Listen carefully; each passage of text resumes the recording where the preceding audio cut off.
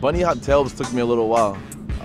Honestly, it wasn't a trick I was actually interested in doing for a long time, and then I learned it on a fly out, and I became addicted to it. I was like, yeah, this is a great feeling trick.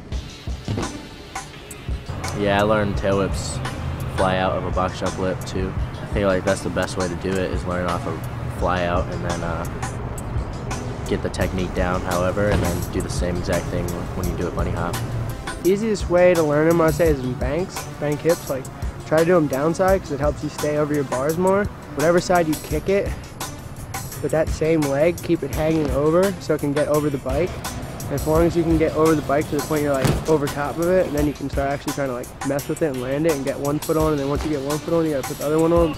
I try to give myself the same amount of pop as I would if I went off of a ramp.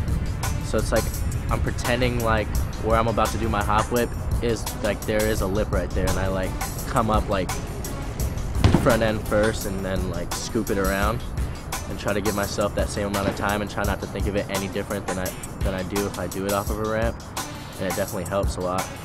Nowadays, when I do bunny hop tail whips, it's really about just jumping, like jumping off the ground first and just kicking it around, kicking as hard as possible, and using your arms at the same time. Is almost like, I wouldn't say it's all one motion, but you have to do everything at the same time. You know, so jumping, kicking it around, and using your arms to just keep the bike under you. Like when I was learning them, I used to jump and kick the bike, and the bike would kind of drift away from me. And it's super hard to land when the bike drifts away from you, whether it drifts to the left or the right. So like nowadays when I jump, I try to jump and kick it and use my arms to keep the bike right below my feet.